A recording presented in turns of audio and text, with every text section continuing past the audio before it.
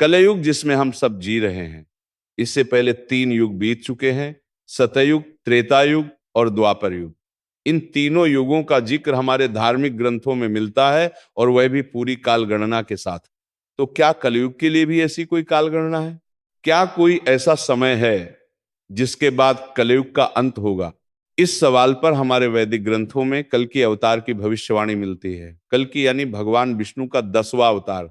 क्या इसी 10वां अवतार भगवान कल्कि के साथ कलयुग का अंत होगा? इसके संकेतों को समझते हैं। शास्त्रों में लिखा है कि जब भगवान कल्कि सफेद घोड़े पर सवार होकर आएंगे, तब धरती पर प्रलय होगा। इस महाप्रलय के बाद एक नई सृष्टि का जन्म होगा। भगवान कल्कि के साथ एक नए युग की शुरुआत होगी। जैसा कि कलयुग से ठीक पहले द्वापर युग में भगवान श्री कृष्ण कह चुके हैं, यदा यदा ही धर्मग्लानिर्भवति भारत अभ्युत्थानम धर्मस्य तदात्मानम सजाम्यहम्। इस श्लोक का अर्थ है, जब जब इस धरती पर धर्म की हानि होती है और अधर्म आगे बढ़ता है, तब तब ईश्वर का अवतार होता है। भगवान श्री कृष्ण ने स्वयं अर्जुन से कहा था कि अधर्म का नाश करने के लिए मैं धरती पर अवतार लेता हूं। 3 युगों, सतयुग, त्रेता युग और द्वापर युग में भगवान विष्णु के 9 अवतार हो चुके हैं। इन 9 अवतारों के नाम है मत्स्य अवतार, कूर अवतार, वराह अवतार, नरसिंह अवतार, वामन अवतार, परशुराम अवतार, श्री राम अवतार, श्री कृष्ण अवतार। 10वां अवतार कल के अवतार है, जो कलयुग के अंत में होगा। मान्यता है कि इस अवतार के साथ सभी बुरे कर्मों और पापियों का नाश होगा। अगर पौराणिक मान्यताओं के हिसाब से देखें तो महाभारत की घटना द्वापर युग की मानी जाती है। इसके महाभारत के करीब 5100 साल बीत चुके हैं। इसके बाद कलयुग शुरू हुआ। आज के अनुसार कलयुग के 5121 साल बीत चुके हैं। हिंदू धर्म के प्राचीन ग्रंथ गरुड़ पुराण, विष्णु पुराण, अग्नि पुराण आदि में कलाओं का विस्तृत वर्णन किया गया है। इन ग्रंथों में कलयुग में स्त्रियों और पुरुषों के व्यवहार का भी वर्णन मिलता है। यदि आज का मनुष्य इन ग्रंथों में किए गए कलयुग के वर्णन को पढ़ेगा तो वह भयभीत हो जाएगा। भगवान श्री कृष्ण ने हजारों वर्षों पहले जो वर्णन किया है, वह आज के समय में एक एक शब्द सत्य साबित होता दिखाई दे रहा है। गरुड़ जी के पूछने पर भगवान श्री कृष्ण ने कलयुग की भयावता का वर्णन किया है। श्री कृष्ण ने कहा कि सतयुग, त्रेता युग, द्वापर युग और कलयुग, इन चारों युगों में कलयुग सबसे छोटा और सबसे भयंकर है। जब कलयुग में पाप अपने चरम पर होगा और धर्म का संपूर्ण नाश हो जाएगा, तब एक भयंकर प्रलय इस सृष्टि का विनाश करेगी। भगवान श्री कृष्ण ने बताया कि कलयुग में स्त्रियों और पुरुषों का स्वभाव, उनके कर्म और व्यवहार कैसे होंगे। आइए इसे संक्षिप्त रूप में समझते हैं। बलवान व्यक्ति सबका स्वामी होगा। गरुड़ पुराण के अनुसार चाहे वह किसी भी कुल में जन्म हो, जो बलवान होगा वही सभी का स्वामी बनेगा। वह सभी वर्णों से कन्याओं को ग्रहण करेगा। धोखा और पाखंड चरम पर होगा। कलयुग में जो व्यक्ति झूठ और पाखंड करेगा उसे श्रेष्ठ माना जाएगा। मनुष्य विचारधारा और शीनी उपकरणों की पूजा करेंगे, उन्हें देवताओं से भी ऊपर स्थान दिया जाएगा। धर्म और उपवास के नियम टूटेंगे। लोग उपवास, व्रत, दान, तप आदि अपने अनुसार करेंगे, कोई विधि विधान का पालन नहीं करेगा। लोग अपने स्वार्थ के अनुसार धर्म के नियम बदलेंगे। धन का दिखावा बढ़ेगा। थोड़े से धन को प्राप्त कर लोग गर्व करेंगे। मनुष्य धन का उपयोग केवल दिखावे के लिए करेगा और स्वयं को धनवान दिखाने की कोशिश में लगा रहेगा। धनवान पुरुष का प्रभाव, जो पति धनहीन होगा उसकी पत्नी उसे त्याग देगी। धनवान पुरुष स्त्रियों का स्वामी बन जाएगा। गाय का सम्मान घटेगा। मनुष्य गाय को केवल दूध के लिए पालेगा, लेकिन उसकी सेवा या पूजा नहीं करेगा। धन कमाने की प्रवृत्ति, मनुष्य का सारा ध्यान केवल धन कमाने पर होगा। दान और धर्म के प्रति कोई रुचि नहीं होगी। स्त्रियों का स्वभाव, स्त्रियां सुंदर पुरुष की कामना करेंगी और धर्म व शास्त्रों की अवहेलना करेंगी। वे अपने पति और गुरुओं का सम्मान नहीं करेंगे। परिवार का विघटन, लोग अपने स्वार्थ के कारण रिश्तों को तोड़ेंगे। वृद्ध जनों की सेवा करना भूल जाएंगे। संयम का अभाव बिना स्नान के भोजन करना, अग्नि देवता और अतिथि का सम्मान ना करना आम हो जाएगा। प्राकृतिक आपदाएं और रोग, योग, तपस्या और सात्विक आहार के अभाव में लोग कम उम्र में ही मृत्यु को प्राप्त करेंगे। अनाज और फल उत्पन्न नहीं होंगे।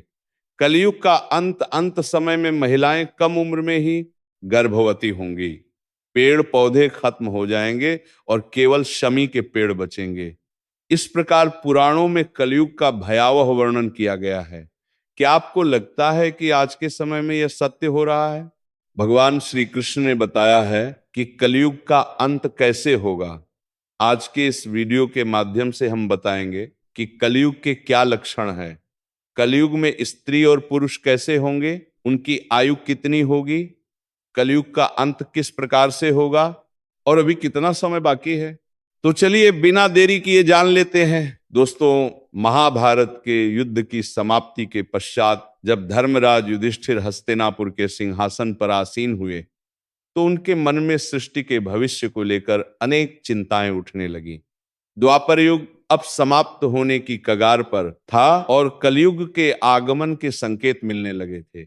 युधिष्ठिर ये सोचकर व्याकुल हो उठे कि कलयुग में मानव जीवन का क्या होगा और धर्म की क्या स्थिति रहेगी।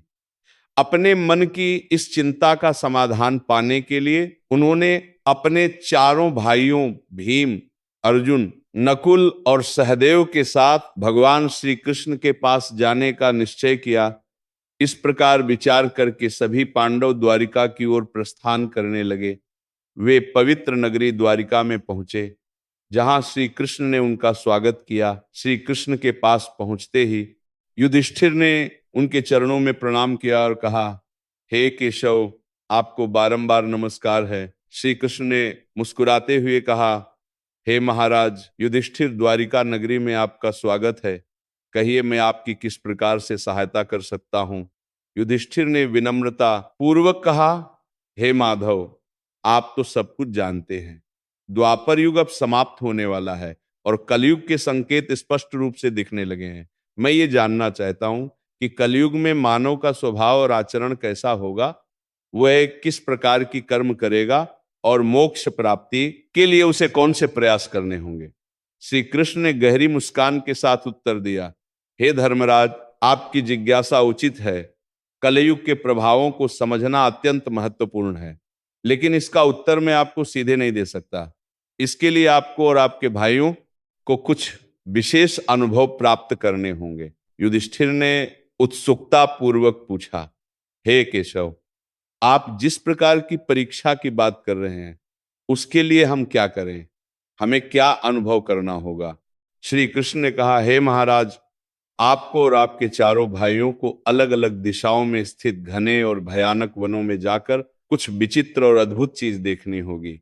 जब आप वहां कुछ असामान्य घटनाओं का अनुभव करेंगे तो उन्हें वापस आकर मुझसे साझा करें, तभी मैं आपको कलयुग के प्रभावों के बारे में विस्तार से बता पाऊंगा। युधिष्ठिर ने कहा, जैसी आपकी आज्ञा केशव, आप जिस स्थान की ओर इशारा करेंगे हम वहां जाने के लिए तैयार हैं। भगवान श्री कृष्ण ने कहा, हे महाराज, आप और आपके चारों भाई अब अलग अलग दिशाओं में जाओ। सभी दिशाओं में भयानक वन स्थित है। आप उन जंगलों में जाकर देखो। यदि आपको कोई विचित्र चीज दिखाई दे तो आप वापस आकर बता देना, मैं उससे आपको आने वाले कलयुग का रहस्य बताऊंगा। फिर युधिष्ठिर और उनके भाइयों ने भगवान श्री कृष्ण की आज्ञा का पालन करते हुए वन की ओर चलने का निर्णय लिया। पांडव अपने रथों से उतरे और पैदल ही वन की ओर चल पड़े। वन की यात्रा कठिन थी, लेकिन वे अपने मन में जिज्ञासा और ईश्वर की आज्ञा का पालन करने के उद्देश्य से चलते रहे थे। वन का वातावरण शांति और रहस्यमयता से भरा हुआ था। पांडव एक एक करके अलग अलग दिशाओं में जाने लगे ताकि वे अधिक से अधिक अद्भुत घटनाओं का अनुभव कर सके। सबसे पहले युधिष्ठिर को एक घने और रहस्यमय वन में एक विचित्र दृश्य दिखाई दिया। उन्होंने देखा कि एक विशालकाय हाथी के दो सूंड है। वह हाथी अपने दोनों सूंड से वन के पेड़ों को उखाड़ रहा था, मानो उसकी शक्ति अद्वितीय हो। यह दृश्य देखकर युधिष्ठिर आश्चर्यचकित हो गए और सोचने लगे कि यह अद्भुत घटना क्या संकेत दे रही है। उन्होंने उस हाथी को ध्यान से देखा और उसके अद्वितीय रूप को समझने का प्रयास किया। इसके बाद अर्जुन ने भी एक अद्भुत घटना का साक्षात्कार किया। अर्जुन एक सुंदर और शांत वन में पहुंचे जहां पक्षियों की चहचहाट सुनाई दे रही थी। वहां उन्होंने देखा कि एक विशाल पक्षी के पंखों पर वेदों की रचनाएं लिखी हुई थी।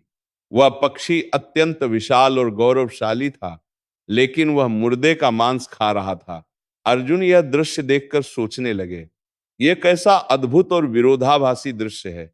एक ओर यह पक्षी वेदों का ज्ञान धारण करता है और दूसरी ओर वह मृत जीवों का मांस खा रहा है। अर्जुन ने इस दृश्य को ध्यान से देखा और यह समझने का प्रयास किया। फिर भीम, जो बड़े बलवान और हृष्टपुष्ट थे, उन्होंने भी एक अनोखी घटना देखी। भीम एक हरे भरे चारागाह में पहुंचे जहां गायों का एक झुंड चल रहा था। वहां उन्होंने देखा कि एक गाय ने बछड़े को जन्म दिया और वह गाय अपने बछड़े को इतनी जोर से चाटने लगी कि वह बछड़ा लहूलुहान हो गया। भीम ने यह दृश्य देखा और सोचने लगे, ये कैसी विचित्र ममता है जो बच्चे को घायल कर रही है। इसके बाद सहदेव ने एक विचित्र दृश्य देखा। सहदेव एक सुंदर और शांत जलाशय के पास पहुंचे जहां 7 कुएं थे। उन 7 कुओं में से 6 कुओं में पानी भरा हुआ था, लेकिन बीच वाला कुआं जो सबसे गहरा था, उसमें जरा सा भी पानी नहीं था। यह दृश्य देखकर सहदेव गहरे विचार में पड़ गए और सोचने लगे कि यह अद्भुत दृश्य क्या संकेत दे रहा है। उन्होंने इस दृश्य को ध्यान से देखा और यह समझने का प्रयास किया। फिर अंत में नकुल ने भी एक अद्भुत दृश्य देखा। नकुल एक पर्वतीय क्षेत्र में पहुंचे जहां चारों ओर ऊंचे ऊंचे पर्वत थे और उन पर हरे भरे वृक्ष उगे हुए थे। उन्होंने देखा कि एक पहाड़ की छोटी सी एक विशालकाय शिला लुढ़कती हुई नीचे आ रही थी। वह शिला अपने रास्ते में आने वाले बड़े बड़े वृक्षों को उखाड़कर फेंक देती है, लेकिन जब वह एक छोटे से पौधे के पास पहुंची तो उसे छूते ही वह स्थिर हो गई। नकुल इस घटना से स्तब्ध रह गए और सोचने लगे कि यह छोटा सा पौधा इतना शक्तिशाली कैसे हो सकता है। उन्होंने इस दृश्य को ध्यान से देखा और यह समझने का प्रयास किया। शाम होते ही पांचों भाई वन से वापस लौटे और भगवान श्री कृष्ण के पास पहुंचे। वे सभी अपने अपने अनुभवों को साझा करने के लिए उत्सुक थे। सबसे पहले युधिष्ठिर ने अपनी बात कही, हे प्रभु, मैंने एक हाथी देखा जिसकी 2 सूंड थी। यह दृश्य देखकर मैं बहुत चकित हुआ। श्री कृष्ण मुस्कुराए और बोले, धर्मराज, इस दृश्य का अर्थ यह है कि कलयुग में ऐसे लोग सत्ता में आएंगे जो दोनों ओर से शोषण करेंगे।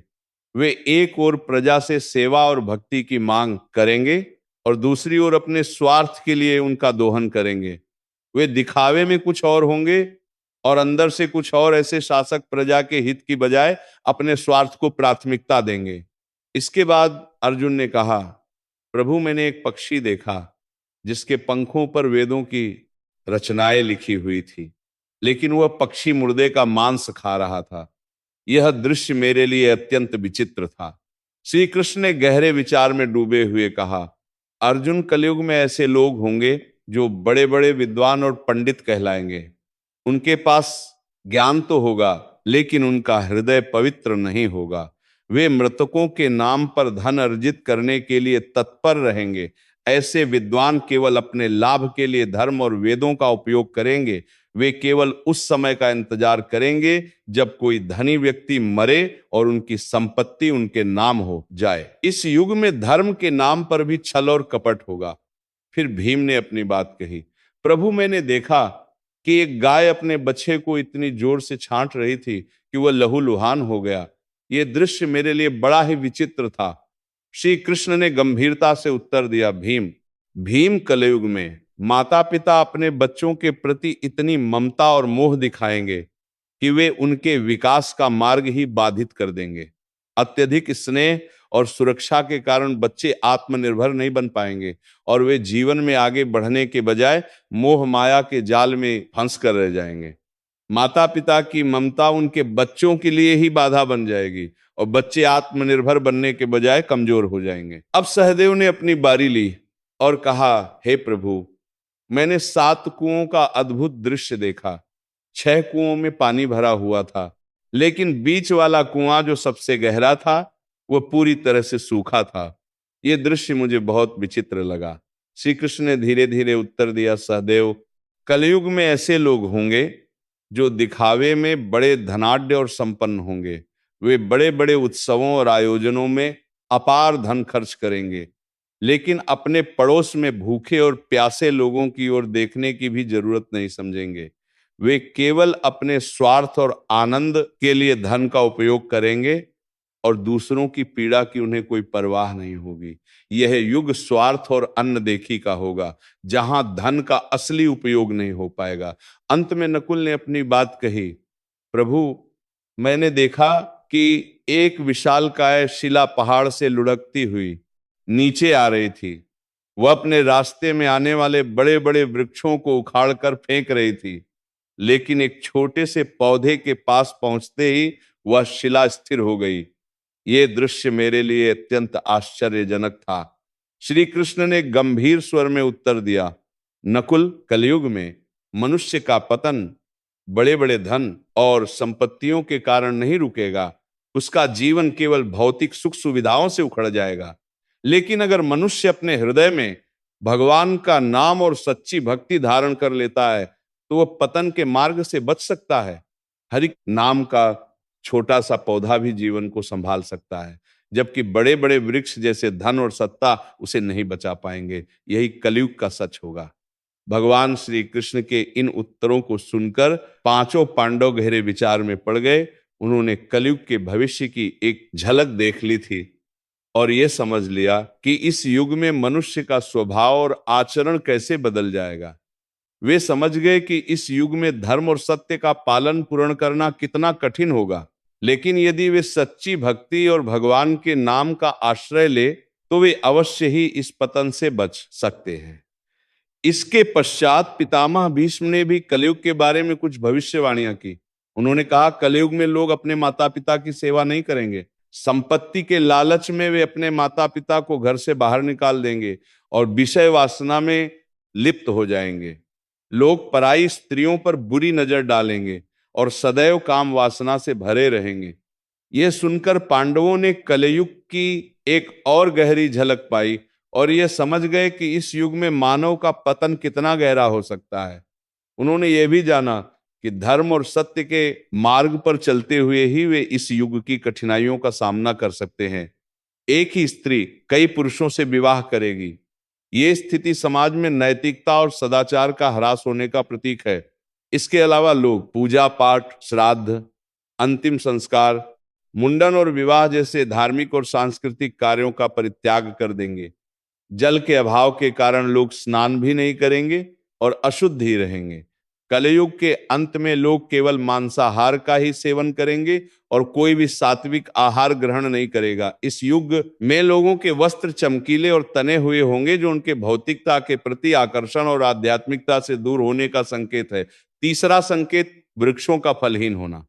भगवान श्री कृष्णा ने तीसरा संकेत बताया कि कलयुग के अंत समय में वृक्षों में फल आना बंद हो जाएगा। सभी वृक्ष फल रहित हो जाएंगे और सृष्टि में हर तरफ केवल शमी के वृक्ष ही दिखाई देंगे। मनुष्य शाकाहार को त्याग कर केवल मांसाहार का सेवन करेंगे। इस युग का भोजन तामसिक और रोग उत्पन्न करने वाला होगा, जिससे लोग जल्दी ही बूढ़े होकर मृत्यु को प्राप्त हो जाएंगे। कलयुगी मनुष्य गाय की पूजा करना बंद कर देंगे और गायों को केवल दूध और मांस के लिए पाला जाएगा। यह संकेत समाज में धर्म, नैतिकता और प्रकृति के प्रति सम्मान की कमी का प्रतीक है। चौथा संकेत, अल्पवृष्टि। श्री कृष्ण ने चौथे संकेत के रूप में कहा कि कलयुग के अंत समय में अल्पवृष्टि होगी, अर्थात बहुत ही कम बारिश होगी। खेतों में अनाज नहीं उगेगा और धान्य का आकार बहुत छोटा हो जाएगा। फलों में रस भी उत्पन्न नहीं होगा। मनुष्य भूख और प्यास के कारण तड़प कर मरने लगेंगे। इस स्थिति में मनुष्य को केवल बकरी का दूध ही प्राप्त होगा। यह संकेत समाज में प्राकृतिक संसाधनों की कमी और जीवन की कठिनाइयों को दर्शाता है। पांचवा संकेत, 7, सूर्य और प्रलय। अंत में भगवान श्री कृष्ण ने सबसे भयानक संकेत का वर्णन किया। उन्होंने कहा कि जब कलयुग का अंत निकट होगा, तब भगवान विष्णु सूर्य की किरणों में विराजमान होकर पृथ्वी का संपूर्ण जल सोख लेंगे। आकाश में चारों तरफ 7 सूर्य दिखाई देंगे। इन सभी सूर्य के प्रभाव से संपूर्ण सृष्टि जलकर खाक हो जाएगी। तत्पश्चात रुद्र रूपी भगवान विष्णु संपूर्ण संसार को दग्ध करके अपने श्वास से मेघों को उत्पन्न करेंगे। यह मेघ भयंकर गर्जना करते हुए अगले एक एक 100 वर्षों तक आकाश से जल की वर्षा करेंगे, जिससे सृष्टि की वह भयंकर अग्नि शांत हो जाएगी। अग्नि शांत होने पर यह मेघ संपूर्ण जगत को जल में डुबो देंगे, जिससे संपूर्ण सृष्टि का अंत हो जाएगा। श्री कृष्ण ने गरुड़ जी से कहा, यह दृश्य इतना विनाशकारी और भयावह होगा कि समस्त संसार जलकर राख हो जाएगा, संपूर्ण जगत का ध्वंस होगा। लेकिन ये केवल एक अंत नहीं है, बल्कि एक नई शुरुआत का संकेत भी है। जब सृष्टि अपने विनाश को प्राप्त कर लेगी, तब भगवान अपनी इच्छा मात्र से एक नई सृष्टि की रचना करेंगे। ये सृष्टि पहले से अधिक शुद्ध, पवित्र और दिव्य होगी, जहां धर्म, सत्य और आध्यात्मिकता का पुनः उत्थान होगा। ये एक चक्र है, सृष्टि पालन और संहार। जब एक युग का अंत होता है, तो ये किसी नए युग की शुरुआत के लिए मार्ग प्रशस्त करता है। ये हमें ये समझाता है कि हर अंत एक नई शुरुआत का प्रारंभ है, और इस नई सृष्टि में वही जीवित रहेंगे जिन्होंने धर्म और सत्य का पालन किया है। इस प्रकार से कलयुग का अंत होगा और फिर परमात्मा अपनी इच्छा मात्र से पुनः सृष्टि की रचना करेंगे। यह ज्ञान हमें सिखाता है कि कलयुग की कठिनाइयां और चुनौतियां के बावजूद हमें सच्चे धर्म और भगवान के नाम का आश्रय लेना चाहिए। इसी में हमारा कल्याण है। सयुग में राजा हरिश्चंद्र हुए थे। वह हरिश्चंद्र जिन्होंने सत्य के लिए अपने परिवार का और अंत में खुद का बलिदान भी दे दिया था। त्रेता युग में धर्म के 3 पैर थे। इस युग में पाप थोड़ा बहुत होता था, पर सयुग से थोड़ा ज्यादा और पुण्य सयुग से थोड़ा कम होता था। इस युग में विष्णु का वामन और राम अवतार हुए थे। असुर राज बाली ने 3 पग में धरती दान कर दी, जबकि राक्षस राज रावण ने सीता का अपहरण करने के बाद उन्हें छुआ तक नहीं है। द्वापर युग में आधे मनुष्य पापी और आधे पुण्य आत्मा थे। जितने पाप होते थे उतने पुण्य भी हो जाते थे। इसी युग में महाभारत का युद्ध हुआ था। यह युद्ध धर्म का युद्ध था। कृष्ण ने धर्म की रक्षा की थी। अब कलिकाल यानी कलयुग आया, जिसमें धर्म का कोई नामो निशान नहीं है। धर्म पंगु बन गया है। इस युग में मनुष्य पाप अधिक करता है और पुण्य ना के बराबर वर्तमान में देखा जा रहा है कि पुण्य कहीं बचा ही नहीं। अब तो चारों तरफ पाप ही पाप नजर आता है। अगर कोई इंसान थोड़ा बहुत दान पुण्य करता है, तो वह उसका भी प्रचार इस तरह से करता है जैसे कि उसने बहुत बड़ा एहसान किया हो। इस युग में यज्ञों की पूजा नहीं बल्कि अपमान किया जाएगा। इस युग में इतनी बीमारियां आएंगी जिनका कोई इलाज संभव नहीं होगा।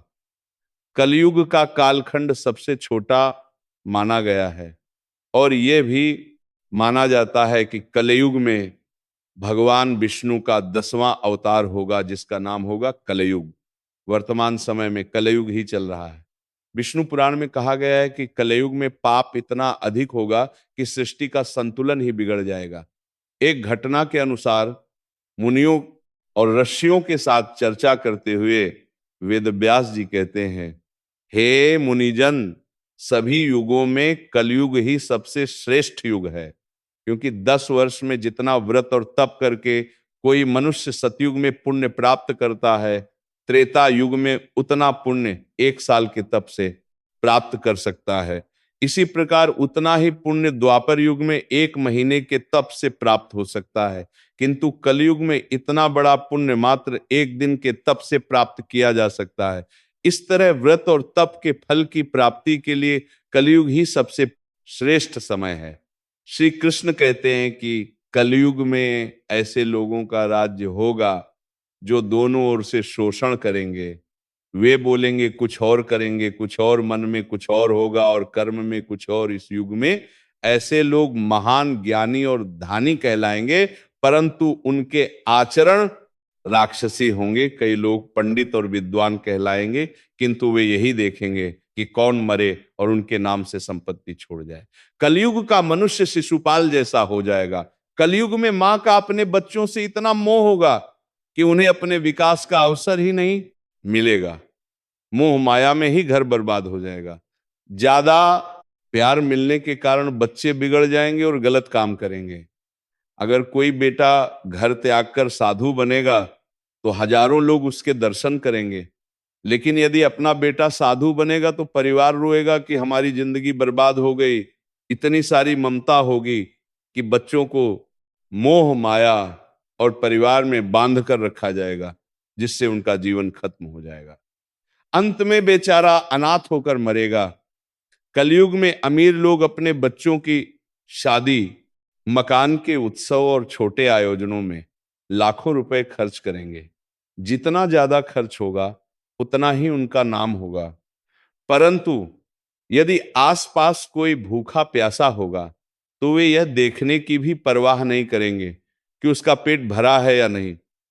अपना ही सगा भूखा मर जाएगा और वे देखते रहेंगे। दूसरी ओर वे मौज मस्ती, मदिरा, मांस भक्षण और व्यसनों पर खूब पैसा खर्च करेंगे, लेकिन किसी के आंसू पोंछने में उनकी रुचि नहीं होगी। कलयुग में मानव का मन नीचे गिरेगा, उसका जीवन पतित होगा। ये पतित जीवन धन की शिला से रुकेगा, न सत्ता के वृक्षों से। किंतु हरि नाम के एक छोटे से पौधे से, हरि कीर्तन के एक छोटे से पौधे से मनुष्य जीवन का पतन रुक जाएगा। पुराणों में लिखा है कि जैसे जैसे कलयुग आगे बढ़ेगा वैसे वैसे भारत की गद्दी पर वेद विरोधी लोगों का शासन होगा। ये ऐसे लोग होंगे जो जनता से झूठ बोलेंगे, एक दूसरे की आलोचना करेंगे और जिनका कोई धर्म नहीं होगा। ये सभी विधर्मी होंगे और मिलकर भारत को बर्बाद कर देंगे। अंततः भारत को अराजक भूमि बना देंगे। जोज कलयुग आगे बढ़ेगा, ब्राह्मण गण संस्कार शून्य हो जाएंगे, राजा लोग भी शुद्ध तुल्य हो जाएंगे। अपनी त्वच्छ बुद्धि को शाश्वत समझकर कुछ मूर्ख लोग ईश्वर और धर्म ग्रंथों की प्रामाणिकता पर प्रश्न उठाने का दुस्साहस करेंगे। वे पुराणों का अपमान करेंगे। इसका अर्थ होगा कि उनके पाप प्रबल हो चुके हैं। जब सभी वेदों को त्याग दिया जाएगा, संस्कार शून्यता फैलेगी। लोग छोटी छोटी बातों पर क्रोधित होकर आग बबूला हो जाएंगे। दुष्ट लोग स्त्रियों, बच्चों, गांवों और ब्राह्मणों को मारने में भी संकोच नहीं करेंगे। दूसरों की स्त्रियों और धन को हथियाने में ये लोग सदा तत्पर रहेंगे। ब्रह्मा जी ने नारद से कहा, भयंकर कलयुग में मनुष्य का आचरण दुष्ट हो जाएगा, योगी भी दुष्ट चित्त वाले होंगे, संसार में परस्पर विरोध फैलेगा, ब्राह्मण, क्षत्रिय और वैश्य दुष्ट कर्मों में लिप्त हो जाएंगे, राजाओं में चरित्रहीनता विशेष रूप से देखी जाएगी, देश और गांव-गांव में कष्ट फैल जाएगा, संत जन दुखी रहेंगे, अपने धर्म को त्याग कर लोग दूसरे धर्म का आश्रय लेंगे, देवताओं का देवत्व नष्ट हो जाएगा और उनका आशीर्वाद भी प्राप्त नहीं होगा। मनुष्यों की बुद्धि धर्म से विपरीत हो जाएगी और पृथ्वी पर पाप और झूठ का राज्य होगा। वेदों का पालन पर कोई नहीं करेगा, विवाह को धर्म नहीं माना जाएगा, शिष्य गुरु के अधीन नहीं रहेंगे, पुत्र भी अपने धर्म का पालन नहीं करेंगे। जो बलवान होगा वही सबका स्वामी होगा। सभी लोग कन्याओं को बेचकर अपना निर्वाह करेंगे। कलयुग में जो भी कहेगा वही शास्त्र माना जाएगा। कम धन होने पर भी मनुष्य में घमंड होगा। स्त्रियां अपने केशों पर ही रूपवती होने का गर्व करेंगी। कलयुग में स्त्रियां धनहीन पतियों को त्याग देगी। उस समय धनवान पुरुष ही स्त्रियों का स्वामी होगा। जो अधिक देगा उसे ही लोग अपना स्वामी मानेंगे। उसे समय लोग केवल प्रभुता के कारण संबंध रखेंगे। सारा धन घर बनाने में ही समाप्त हो जाएगा, पुण्य के काम नहीं होंगे। बुद्धि केवल धन के संग्रह में लगी रहेगी। सारा धन उपभोग में ही समाप्त हो जाएगा। स्त्रियां अपनी इच्छा अनुसार आचरण करेंगी और भोग विलास में ही लिप्त रहेंगी। अन्याय से धन कमाने वाले पुरुषों में उनकी आसक्ति होगी। कलयुग में सभी लोग समानता का दावा करेंगे, लेकिन एक दूसरे से जलेंगे और नफरत करेंगे। प्रजा पानी और सूखे के भय से व्याकुल रहेगी। उनके नेत्र आकाश की ओर लगे रहेंगे। वर्षा ना होने के कारण मनुष्य तपस्वियों की भांति फल फूल और पत्ते खाकर अपना जीवन यापन करेंगे। कलयुग में देव पूजा, अतिथि सत्कार, श्राद्ध और तर्पण की क्रियाएं समाप्त हो जाएगी। स्त्रियां लोभी, नाती, अधिक खाने वाली और मंद भाग्य वाली होंगी। वे गुरुजनों और पति की आज्ञा का पालन नहीं करेंगी, पर्दे में भी नहीं रहेंगी और अपना जीवन यापन स्वयं करेंगी। वे क्रोध से भरी रहेंगी, देह की शुद्धि पर ध्यान नहीं देंगी और असत्य तथा कटु वचन बोलेंगी।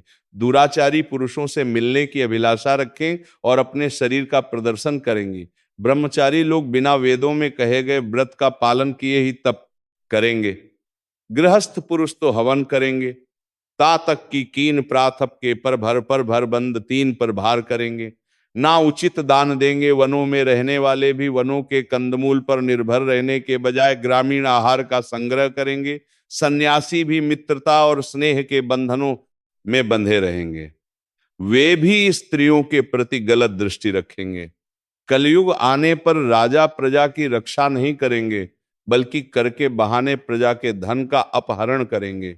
अधम मनुष्य संस्कारहीन होते हुए भी पाखंड का सहारा लेकर लोगों को ठगने का कार्य करेंगे। उसी समय पाखंड की अधिकता और अधर्म की वृद्धि से लोगों की आयु कम होती चली जाएगी। उसी समय पाखंड का अपहरण करेंगे। 5, 6 अथवा 7 वर्ष की आयु में स्त्रियां और 8 या 10 वर्ष की आयु में पुरुष संतान उत्पन्न करने लगेंगे। घोर कलयुग आने पर मनुष्य 20 वर्ष तक भी जीवित नहीं रहेंगे। उस समय लोग मंदबुद्धि वाले, व्यर्थ के चिन्ह धारण करने वाले और बुरी सोच वाले होंगे। लोग क्षण चुकाए बिना ही भूल जाएंगे और जो शास्त्र में कहीं विधान नहीं है, ऐसे यज्ञों का अनुष्ठान होगा। मनुष्य अपने को ही पंडित समझेंगे और बिना प्रमाण के ही सब कार्य करेंगे। तारों की ज्योति भी क्षीण हो जाएगी। 10 दिशाएं विपरीत हो जाएंगी। पुत्र पिता को और बहुएं सास को काम करने को कहेंगी। मनुष्य अपने माता पिता को घर से बाहर निकाल देंगे और उनका अपमान करेंगे। कलयुग में समय के साथ साथ मनुष्य वर्तमान पर विश्वास करने वाले शास्त्र ज्ञान से रहित दंभी और अज्ञानी हो जाएंगे। कलयुग के अंत समय में भयंकर युद्ध होंगे। भारी वर्षा, प्रचंड आंधी और जोरों की गर्मी से लोग बेहाल हो जाएंगे। लोग खेती काट लेंगे, कपड़े चुरा लेंगे, पानी पीने का सामान और पत्तियां तक चुरा लेंगे। चोर अपने जैसे चोरों की संपत्ति चुराने लगेंगे। हथियारों से भी हत्याएं होने लगेंगी। चोरों से चोरों का नाश होगा, जिससे जनता का कल्याण भी होगा।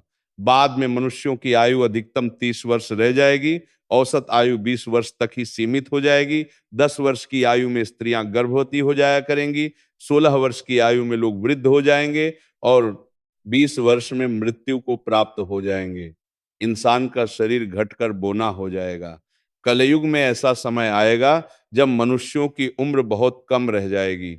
युवावस्था समाप्त हो जाएगी।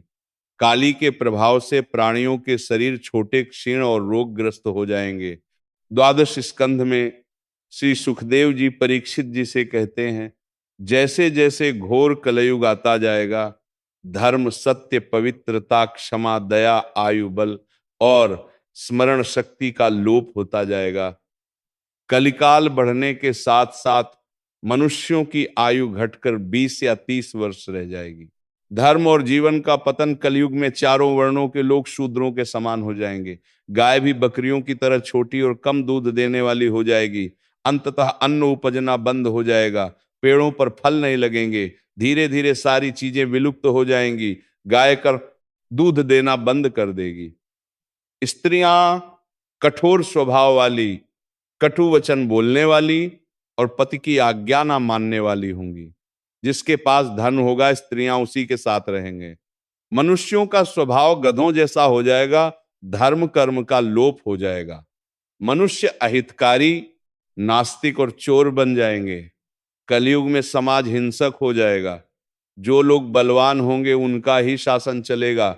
मानवता नष्ट हो जाएगी, रिश्ते समाप्त हो जाएंगे, एक भाई दूसरे भाई का शत्रु बन जाएगा, जुआ और हिंसा ही धर्म समझा जाएगा।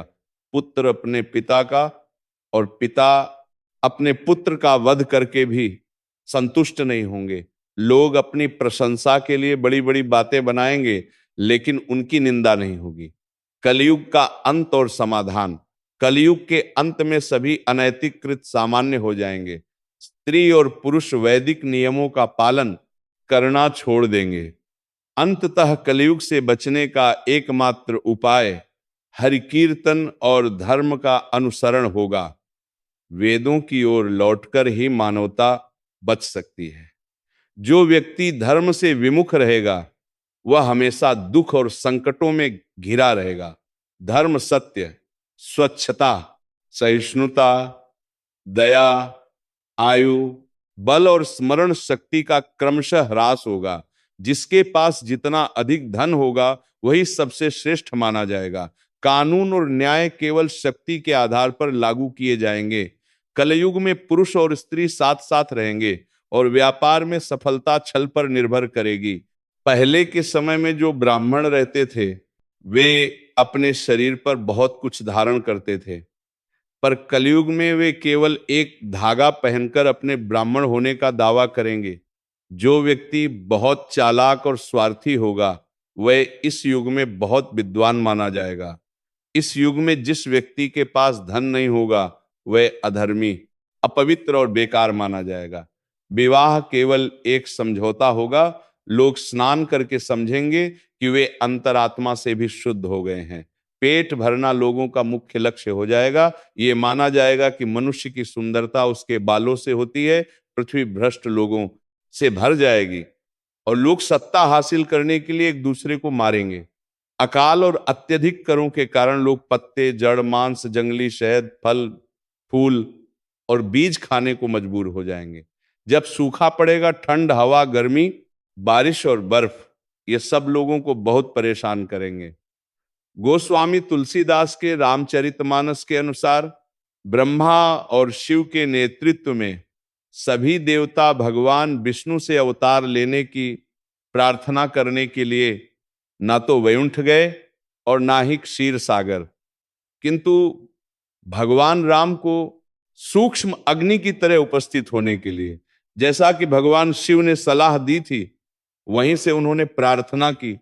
भगवान ने उन्हें आश्वासन दिया कि उनका अवतार होगा। आगे बताया गया है कि मनु और शत्रुपा ने इसके लिए घोर तपस्या की। ब्रह्मा, विष्णु और शिव ने उनसे बार बार संपर्क किया, किंतु दंपति ने जोर देकर यही कहा कि वे चाहते हैं कि परम ब्रह्म स्वयं प्रकट होकर उन्हें आशीर्वाद दें। वे ब्रह्मा, विष्णु और शिव के आश्वासन से कदापि संतुष्ट नहीं हुई। वे उस स्वरूप को पाना चाहते थे जो शिव के हृदय में बसता है, जिसके बारे में महान योगी ध्यान करते हैं और जो भूसुंड की अंतरात्मा के भक्ति महासागर में हंस की तरह तैरता है। जान, योग और भक्ति तीनों के रूप में स्वयं प्रकट होकर उन्हें आशीर्वाद देने के लिए ही वे तपस्या कर रहे थे। इसी प्रकार श्रीमद् भागवत में वेद व्यास ने संसार के नियंतापूर्ण ब्रह्म के सत्य का पता लगाने के लिए प्रतिज्ञा की। तुलसीदास के अनुसार राम मात्र बंतर बंतर प्राण सर्वोच्च ईश्वर के अवतार नहीं है और ना ही वेद व्यास के लिए। कृष्ण इस दृष्टिकोण को समझने के लिए तुलसीदास ने अनेक घटनाओं का उल्लेख किया है। उनके अनुसार जब राम रावण द्वारा सीता के अपहरण पर विलाप कर रहे थे, उस समय अगस्त्य के आश्रम से लौटते हुए शिव और सती वहां से गुजरे। सती ने राम के विलाप को एक साधारण मनुष्य की तरह देखा और उन्हें सर्वोच्च देवता मानने के लिए तैयार नहीं हुई। सती ने राम की शक्ति की परीक्षा लेने का निर्णय किया और स्वयं सीता का रूप धारण कर लिया। इस घटना ने भगवान शिव को इतना आहत कर दिया कि उन्होंने सती का त्याग कर दिया। उन्होंने तब तक सती को स्वीकार नहीं किया जब तक वह पार्वती के रूप में पुनः जन्म नहीं ले लेती।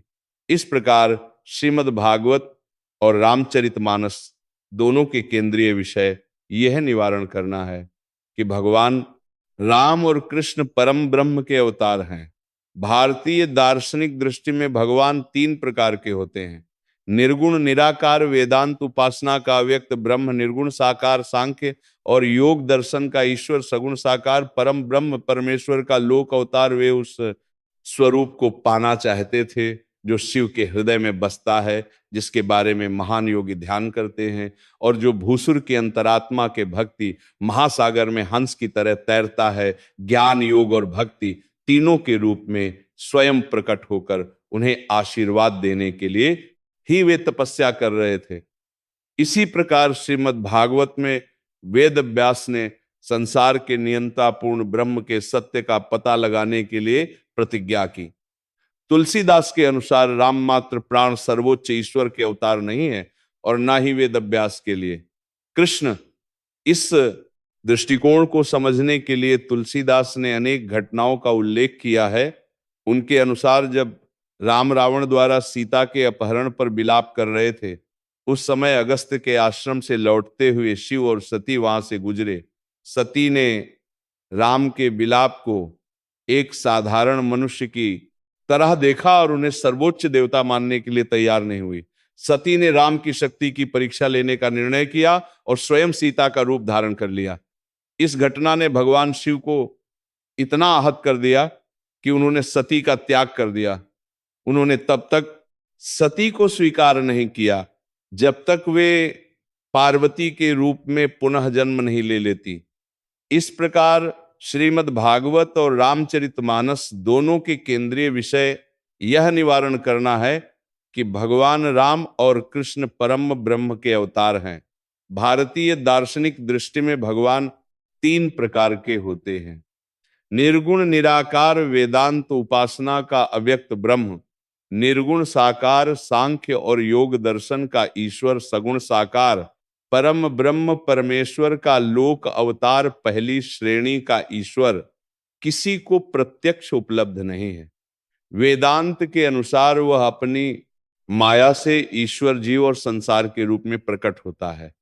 उसकी माया का सात्विक पक्ष ईश्वर, राजसिक पक्ष जीव और तामसिक पक्ष अचेतन जगत की रचना करता है। दूसरे प्रकार का ईश्वर परमात्मा के रूप में विभिन्न रूपों और अवतारों में विद्युत या अग्नि की तरह अनुभव किया जा सकता है। वह पहली श्रेणी के परम ब्रह्म की सभी विशेषताओं को समाहित करता है। यह सर्वविदित है कि श्री कृष्ण भगवान के अवतार के रूप में आए, इसमें कोई संशय नहीं है। भगवान अधर्म के नाश और धर्म की स्थापना के लिए अवतार लेते हैं। महाभारत के अनेक प्रसंग इसके प्रमाण हैं। कौरव पांडवों के साथ बचपन से दुर्व्यवहार करते थे। उन्होंने कुलवधू द्रौपदी का अपमान किया और धर्म की सारी सीमाएं पार कर दी। राजा धृतराष्ट्र पुत्र मोह में इस कदर अंधे हो गए थे कि उनकी बुद्धि भी भ्रष्ट हो गई थी। संजय, विदुर और भीष्म पितामह ने युद्ध टालने का प्रयास किया, किंतु कौरवों का अभिमान उन्हें अधर्म के मार्ग पर ले गया। भगवान ने केवल कौरवों को नहीं, अधर्म को नष्ट करने के लिए अवतार लिया। महाभारत के युद्ध के बाद पांडवों ने धर्म की नीति पर कार्य किया और भगवान द्वारा दिखाए गए धर्म के मार्ग पर चलते हुए धर्म को जीवित रखा। अंत में इस घोर कलयुग से बचने का एकमात्र उपाय यह है कि व्यक्ति को वेदों की ओर लौटना चाहिए और हर समय हरि कीर्तन करके खुद को सुरक्षित रखना चाहिए। जो व्यक्ति धर्म से विमुख होकर रहेगा वह कहीं भी कभी भी अकाल मृत्यु को प्राप्त करेगा या हर समय दुखी और संकटों से घिरा रहेगा।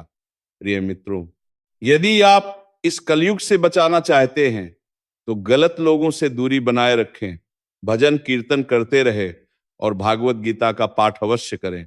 आप ईश्वर की पूजा आराधना में लगे रहे। इससे आपके जो भी बुरे कर्मों के फल हैं वे समाप्त हो जाएंगे और आपको इस कलयुग से मुक्ति मिलेगी। भगवान श्री कृष्ण ने कहा है कि जो व्यक्ति कलयुग में हमेशा सत्य के मार्ग पर चलेगा उसका जीवन आसान हो जाएगा। श्री कृष्ण की बताई गई इन चार अहम बातों पर चलना कलयुग के इंसानों के लिए कठिन जरूर है, लेकिन जो इनका पालन करेगा उसका जीवन सरल और सुखमय होगा। आज की भागदौड़ भरी जिंदगी में ईश्वर का स्मरण करने के लिए किसी के पास समय नहीं है, लेकिन जब विपत्ति आती है तो सभी को भगवान याद आते हैं। यदि इंसान सुख में भी भगवान का स्मरण करता रहे तो उसे दुख के दिन नहीं देखने पड़ेंगे। उसे सुख और दुख दोनों समय भगवान का स्मरण करते रहना चाहिए। रोज श्रीमद् भागवत गीता का पाठ करना चाहिए और भगवान के नाम का स्मरण करना चाहिए। हमेशा अच्छे कर्म करने चाहिए। हिंदू धर्म में ब्रह्मा और विष्णु पुराण की कई मान्यताएं हैं। पुराणों के अनुसार कलयुग के खत्म होने के बाद दुनिया समाप्त हो जाएगी। विष्णु पुराण में ऐसी कई परिस्थितियां लिखी गई हैं जिनसे पता चलता है कि सृष्टि अपने अंत के करीब है। ऐसा बताया गया है कि महाभारत युद्ध के समय कई लोग किसी कारणवश इस युद्ध में भाग नहीं ले पाए थे। वे सभी योद्धा युद्ध लड़ना चाहते थे और उनकी ये इच्छा कलयुग के अंत में पूरी होगी। कलयुग के अंत में कल के अवतार का जन्म होगा। भगवान बलराम, जिन्हें जगन्नाथपुरी में बलभद्र के नाम से जाना जाता है, प्रकट होंगे और अधूरा महाभारत युद्ध पुनः लड़ा जाएगा।